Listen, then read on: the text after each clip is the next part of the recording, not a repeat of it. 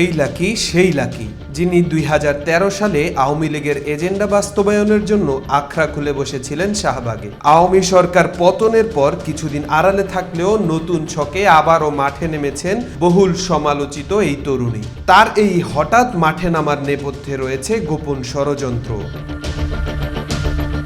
আল জাজিরার সাংবাদিক জুলকারনাইন সায়ের তার এক ফেসবুক পোস্টে লিখেন, লাকি আপা কি স্বেচ্ছায় গ্রেফতার হওয়ার নাটকটা করতে মাঠে নামলেন? Face of the women rights movement, এটাই তো আপনি হইতে চান।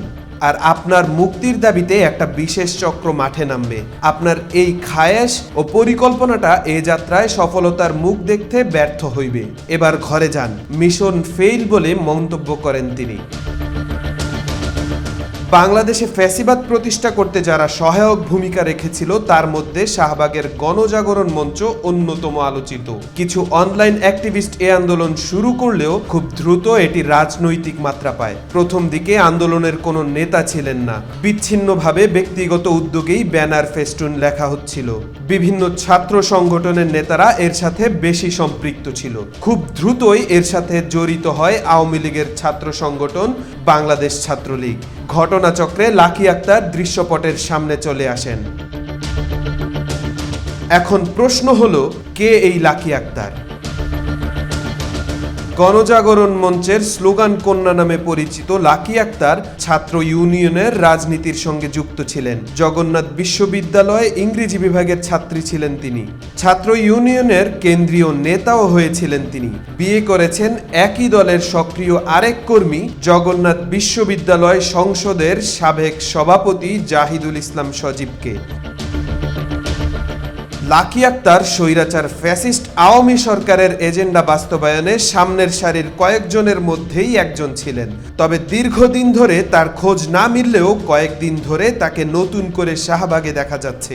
ধর্ষণ ও নিপীড়নের বিরুদ্ধে বাংলাদেশ নামে একটি প্ল্যাটফর্মের সদস্যরা প্রধান উপদেষ্টার বাসভবনের দিকে পদযাত্রা শুরু করলে পুলিশ তাদের সাথে সমঝোতা করে যে তাদের প্রতিনিধি দল স্মারকলিপি নিয়ে উপদেষ্টার সাথে সাক্ষাৎ করবে। আচমকা আন্দোলনকারীরা পুলিশের উপর হামলা করে। এ অবস্থায় বাধ্য হয়ে পুলিশ আন্দোলনকারীদের ছত্রভঙ্গ করে দেন। এর প্রেক্ষিতে ছাত্র ইউনিয়নের সাবেক নেত্রী লাকি আক্তার বলেন, দেশ জুড়ে মানুষ ধর্ষকদের বিচারের দাবিতে আন্দোলন করছেন। মানুষের জানমালের নিরাপত্তা দিতে এ সরকার নিদারুণভাবে ব্যর্থ হয়েছেন। স্বরাষ্ট্র উপদেষ্টাকে তার ব্যর্থতার দায়ভার নিয়ে অবিলম্বে পদত্যাগ করতে হবে। এ সময় লাকি জানান, ধর্ষণ ও আইন শৃঙ্খলা পরিস্থিতি নিরসনের দাবিতে আগামী 15ই মার্চ সকাল 11টায় শাহবাগে গণমিছিল আয়োজন করা হবে। এরপর থেকেই গণজাগরণ মঞ্চের পরিচিত মুখ লাকি আক্তারকে গ্রেফতারের দাবিতে বিক্ষোভ মিছিল করেছেন ঢাকা বিশ্ববিদ্যালয়ের শিক্ষার্থীরা। মঙ্গলবার 11ই মার্চ মধ্যরাতে এই দাবিতে মিছিলে উত্তাল হয়ে ওঠে ঢাবি ক্যাম্পাস। শিক্ষার্থীদের অভিযোগ, লাকি আক্তার শাহবাগে গণজাগরণ মঞ্চ 2 আয়োজনের পরিকল্পনা ও ষড়যন্ত্র করছেন, দেশকে অস্থিতিশীল করার ষড়যন্ত্র করছেন। তাই শিক্ষার্থীরা তাকে গ্রেপ্তার করে জিজ্ঞাসাবাদের দাবি জানান। শিক্ষার্থীরা এ সময় লতে লাকি, তুই হাসিনা তুই হাসিনা, আমার ভাই কবরে, লাকি কেন বাহিরে, আমার সোনার বাংলায় শাহবাগের ঠাঁই নাই, শাহবাগ না জাস্টিস, জাস্টিস জাস্টিস, সারা বাংলায় খবর দে, শাহবাগের কবর দে, শাহবাগী হামলা করে, ইন্টারিম কি করে ইত্যাদি বিভিন্ন স্লোগান দেন।